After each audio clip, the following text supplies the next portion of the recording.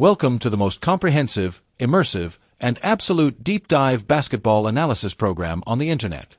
We have an absolutely explosive, earth-shattering slate of breaking news today that is sending massive shockwaves through the entire global basketball landscape, vibrating from the historic collegiate courts of the United States to the blazing, high-tech hardwood of the Japanese B-League, and driving straight into the pulsating, drama-filled, wildly passionate arenas of the Philippine Basketball Association. If you thought the international basketball scene was going to be quiet this week, or that the playoff drama in the PBA could not possibly get any more intense, you are entirely and sorely mistaken. Today, we are tracking massive, legacy-defining developments involving the undeniable pride of Philippine basketball, the 7'3" phenom himself, Kai Sotto. He is reportedly staring down a monumental career crossroads right at this very moment, with breaking reports confirming that 4 massive United States NCAA Division I programs have placed firm, undeniable offers on the table, all while 3 incredibly lucrative, high-stakes contract extensions and rival offers have emerged from the Japanese B-League.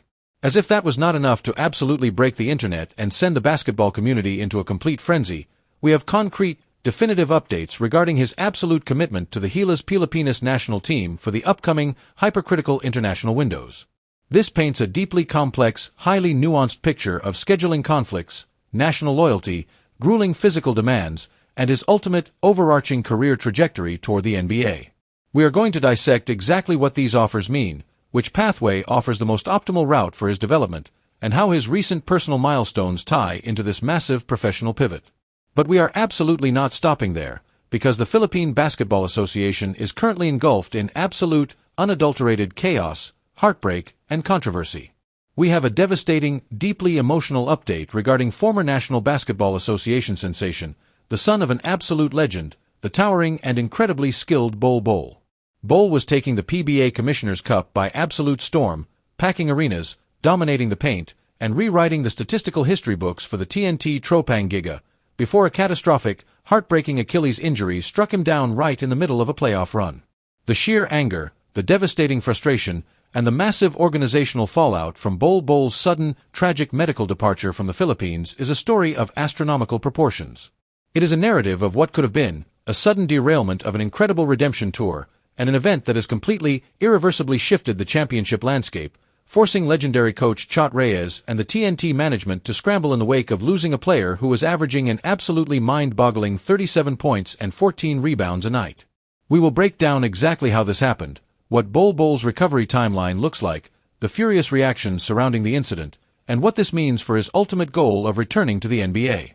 And finally, to cap off this massive broadcast, we will be breaking down the explosive, headline-grabbing, completely jaw-dropping verbal altercation between 2 of the most polarizing, legendary, uncompromising, and fiery figures in the entire history of Philippine basketball. Rain or shine Elasto Painters head coach Yeng Guiao, a man known for his brilliant tactical mind and his absolutely fearless, completely unfiltered approach to the game, and Barangay Ginebra San Miguel team governor Alfrancis Chua, the architect of a modern dynasty and a man who fiercely protects his franchise, have engaged in a bitter, highly public, and incredibly personal word war. This explosive confrontation erupted right on the sidelines during the incredibly tense Commissioner's Cup semifinals, completely blowing past the boundaries of regular competitive banter and spilling completely over into the post-game press conferences, absolutely dominating the national sports conversation and capturing the attention of every single basketball fan in the country. Guiao is publicly demanding accountability from league officials regarding referee intimidation, while Chua is snapping back with absolute, unbridled venom, famously asking who Guiao thinks he is, telling him to mind his own business, and bluntly suggesting he should just stick to coaching. This is not merely a basketball disagreement. This is absolute theater, this is about clashing egos, this is about organizational pride, and this is about setting the ultimate tone of dominance in the PBA. We are going to unpack every single angle, every hidden, underlying detail, and every massive, far-reaching implication of these 3 blockbuster stories. We will leave absolutely no stone unturned as we analyze the financial implications of Kai Sotto's collegiate versus professional options. We will dive deep into the medical and psychological toll of Bol Bol's injury and the sheer desperation of a franchise trying to replace the irreplaceable. And we will analyze the political power dynamics at play between Yeng Guiao, Alfrancis Chua, and the governing body of the PBA itself. So, settle in, get comfortable, and prepare yourself for an unparalleled journey into the very heart of the basketball world, because we have an unbelievable amount of ground to cover, and the implications of today's news will shape the future of these players, these teams, and these leagues for years to come. The stakes have never been higher, the emotions have never been more raw, and the stories have never been more compelling. This is exactly why we love this game, this is exactly why we analyze every single possession, and this is why you need to pay very close attention to what is about to unfold.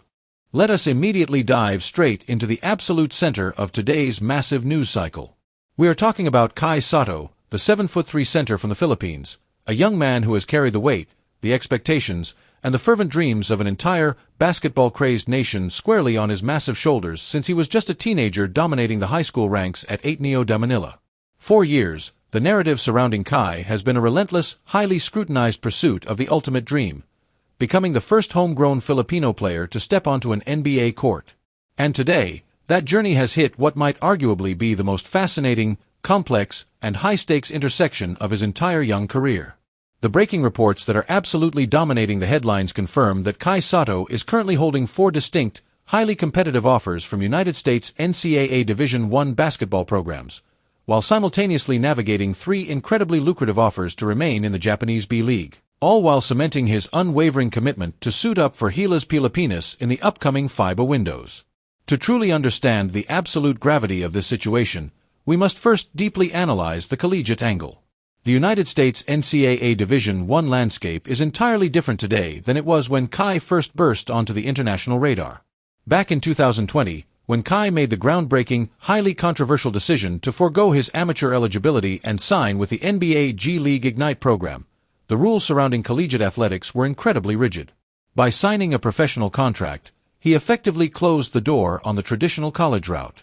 He then moved on to play for the Adelaide 36ers in Australia's fiercely competitive National Basketball League, testing himself against grown, incredibly physical men in a professional environment, before moving to the Japanese B-League, suiting up for the Hiroshima Dragonflies, the Yokohama B Corsairs, and ultimately finding tremendous success and rhythm with the Kashigaya Alphas.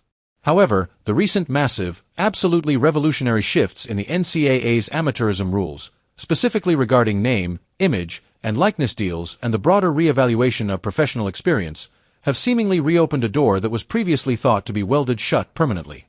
The fact that 4 major Division I programs are aggressively pursuing a 24-year-old, seasoned international professional speaks absolute volumes about the sheer, undeniable value they see in his game.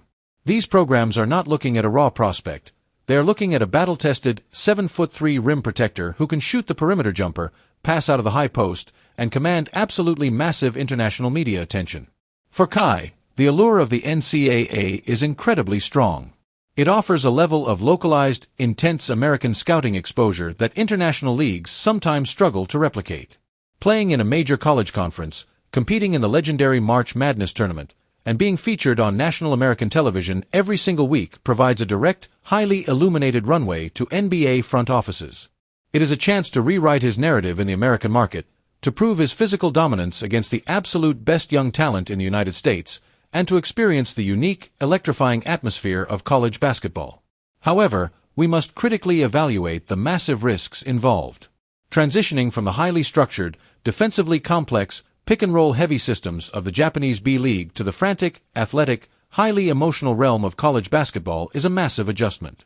He would be an older player, facing entirely different defensive schemes, and dealing with the unique pressures of the American collegiate system.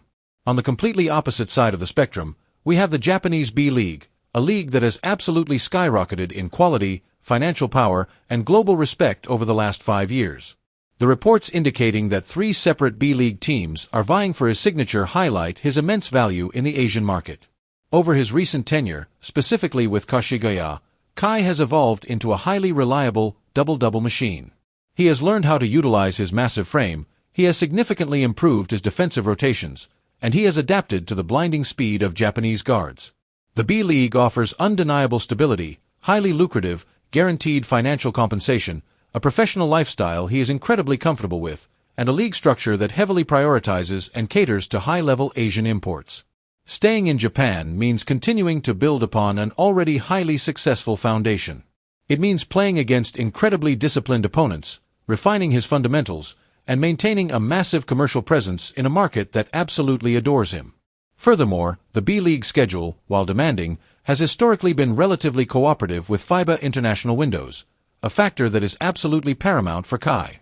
Which brings us to the third, and perhaps the most emotionally resonant piece of this massive puzzle: his unwavering, ironclad commitment to Gilas Pilipinas.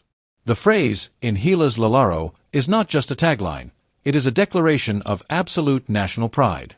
Kai Sotto is the absolute foundational centerpiece of the Philippine national team's present and future.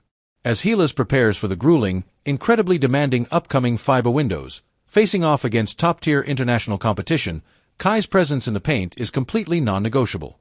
His ability to protect the rim against massive European and American centers, his capacity to stretch the floor, and his incredibly high basketball IQ make him the focal point of the entire offensive and defensive scheme.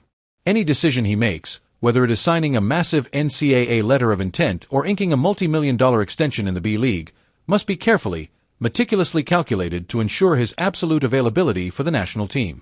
The logistical nightmare of balancing a grueling NCAA schedule, which often conflicts directly with mid-season FIBA windows, versus the slightly more accommodating B-League calendar, will be a massive determining factor. Furthermore, we must absolutely factor in his recent personal developments. Just recently, Kai celebrated a deeply personal, beautiful milestone, marrying his longtime partner in an intimate ceremony in Tagaytay. This maturation, this transition into a new chapter of his personal life, undoubtedly brings a new level of focus, stability, and long-term planning to his professional decisions. He is no longer just a phenom chasing a dream. He is a seasoned professional making calculated, life-altering business and career choices. The decision before him is incredibly complex. Does he chase the bright, intense lights of the American collegiate system, gambling on the massive exposure it provides in a desperate, final push for the NBA draft?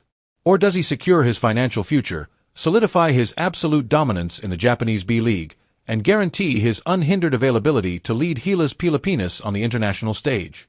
The entire basketball world is watching, waiting with bated breath for a decision that will undoubtedly shape the trajectory of Asian basketball for the next decade.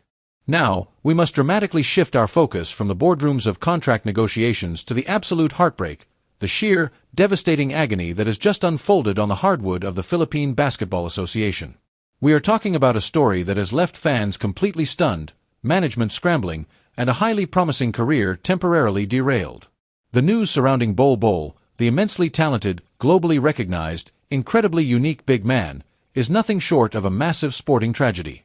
Reports have officially confirmed that Bol Bol, while putting together an absolute masterpiece of a campaign for the TNT Tropang Giga in the PBA Commissioner's Cup, has suffered a devastating, heartbreaking partial tear of his Achilles tendon. The immediate aftermath has been described as a mixture of absolute shock, deep sadness, and tremendous, understandable anger from Bol Bol himself, a player who was completely reviving his career, dominating the competition, and finding absolute joy on the basketball court once again. To fully grasp the magnitude of this loss, you have to understand exactly what Bol Bol was doing in the Philippines. This was not a retired veteran collecting a final paycheck. This was a 26-year-old, uniquely gifted, 7'3" unicorn who had spent 6 years in the NBA with the Denver Nuggets, the Orlando Magic, and the Phoenix Suns, struggling to find consistent minutes and a system that truly embraced his incredibly unorthodox, highly versatile skill set. When he arrived in Manila to replace the injured Rondae Hollis Jefferson for TNT, it was seen as a massive, high-profile gamble. But what transpired on the court was absolutely magical. Bol Bol was not just playing. He was conducting an absolute symphony of offensive destruction. He was bringing the ball up the court like a point guard. He was pulling up from well beyond the three-point line with absolute confidence. He was protecting the rim with terrifying efficiency, and he was electrifying the incredibly passionate Filipino crowds every single night. The numbers he was producing were, quite frankly, completely absurd. We are talking about a player averaging a staggering 37.6 points, 14.2 rebounds, and over 4 blocks per game. He was the undisputed, overwhelming favorite to win the Best Import Award. He single-handedly transformed TNT from a struggling squad into an absolute juggernaut, leading them past the top-seeded NLEX Road Warriors in a massive quarterfinal upset, entirely erasing a twice-to-beat disadvantage. He was playing with a level of freedom, a level of aggressive joy that we had rarely seen from him in the United States.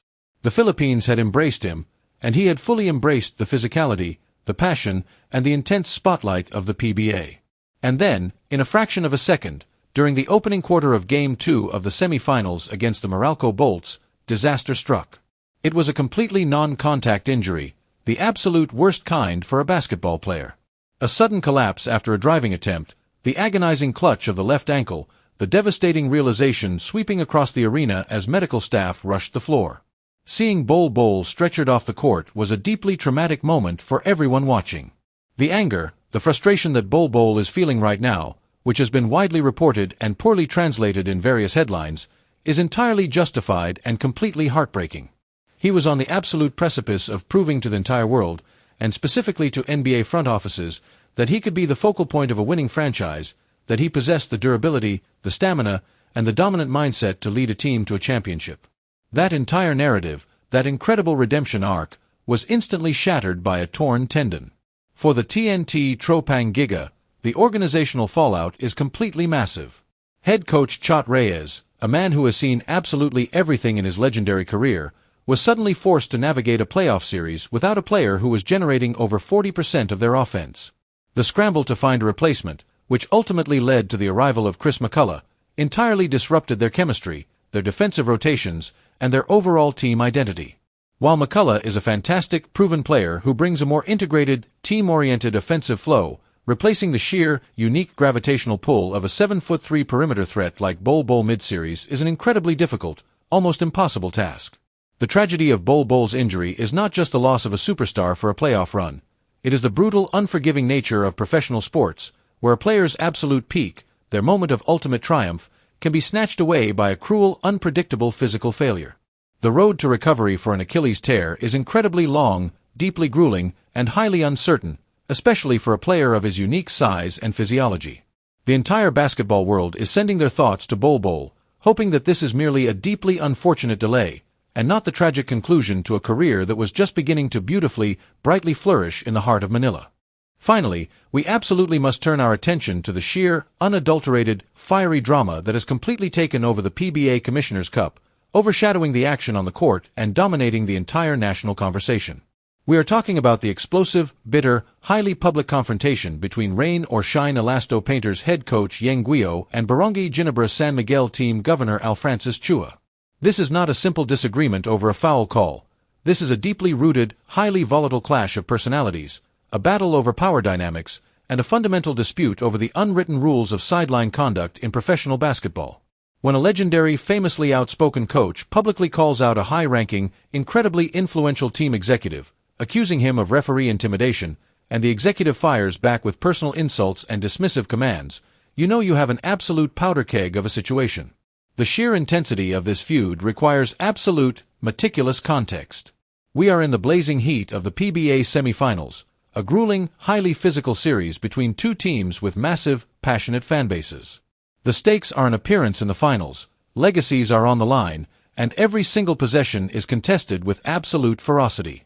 Yeng Guiao is a towering figure in Philippine coaching history, a man famous for his brilliant, highly structured offensive systems, his ability to extract maximum potential from role players, and his absolutely terrifying, legendary temper on the sidelines.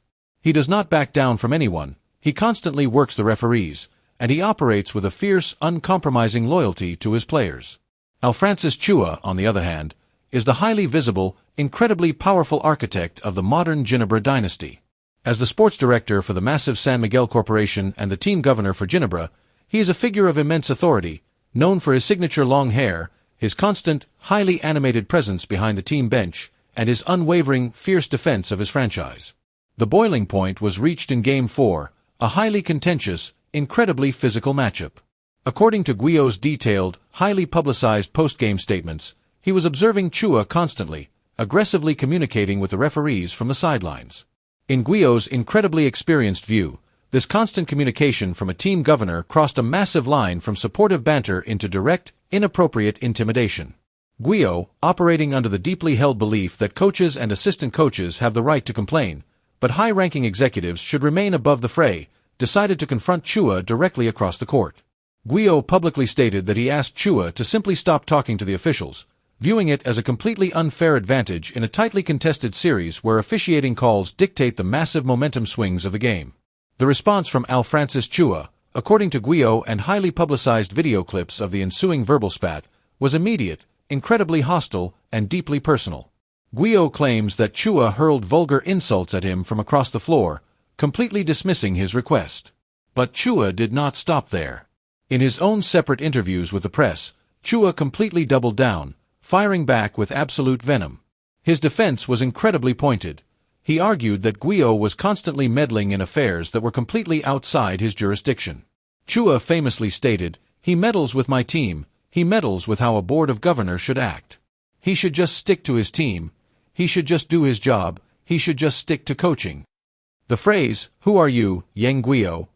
essentially captures the absolute essence of Chua's incredibly dismissive, fiercely protective stance.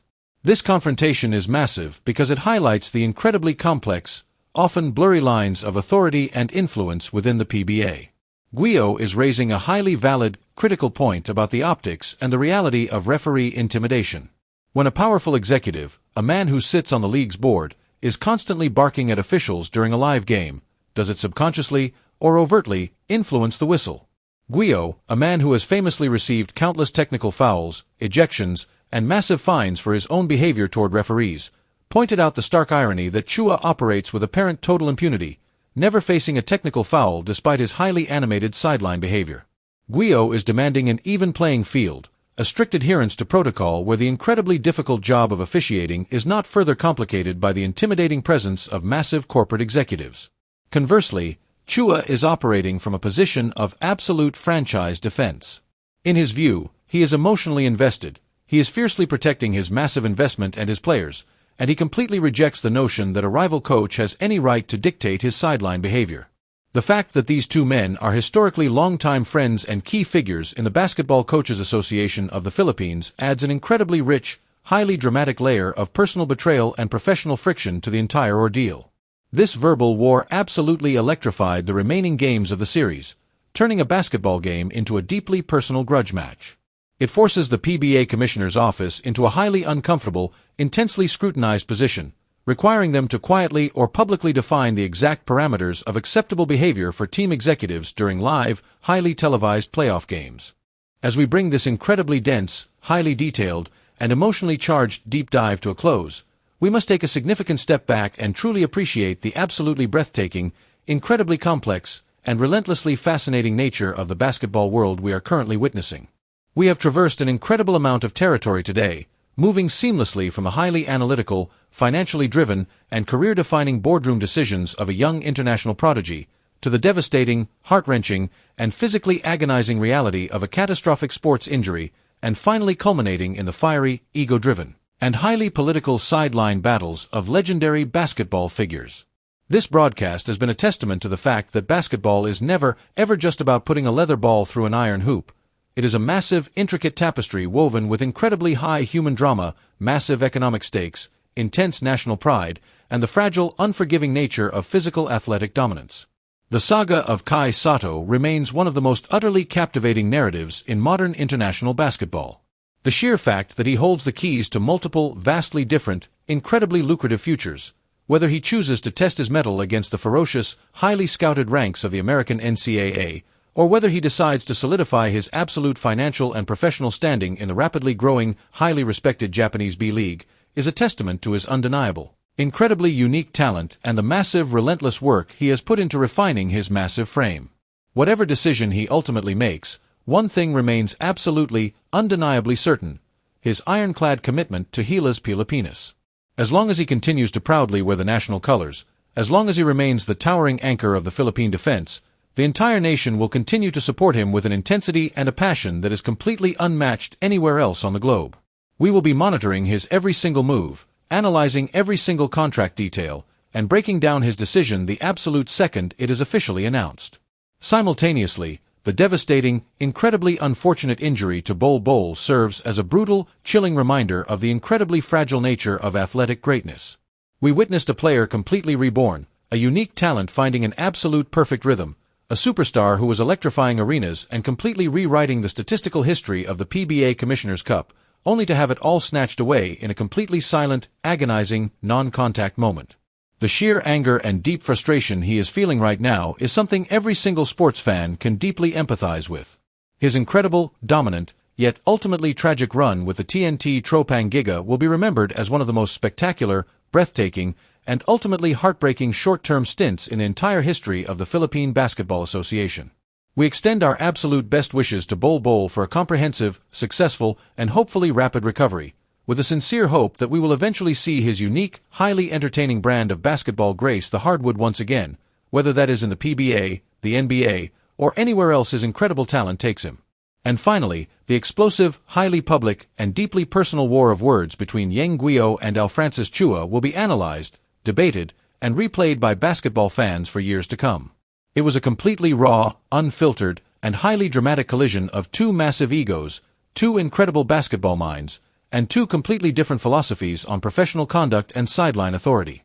It completely exposed the intense, high-pressure, incredibly stressful environment of playoff basketball, where the stakes are so high that decades of friendship and professional courtesy can be instantly vaporized by a single, highly contested referee's whistle. This feud injected an unbelievable level of dramatic tension into an already gripping playoff series, proving once again that the drama off the court in the PBA is often just as compelling, just as intense, and just as entertaining as the incredible athletic feats happening on it. Thank you so much for joining me for this incredibly exhaustive, deeply analytical, and highly passionate journey through the biggest, most impactful stories in the basketball world today. We have broken down the rumors, we have analyzed the facts, and we have explored the massive, far-reaching implications of every single headline. The landscape of the sport is constantly shifting, the narratives are constantly evolving, and the drama absolutely never, ever sleeps. Stay completely locked in, keep analyzing the game, keep debating the calls, and most importantly, keep loving this incredible sport. Until next time, keep your eyes on the court, because in this game, absolutely anything can happen, and we will be right here to break it all down for you when it does. Good night, and enjoy the games.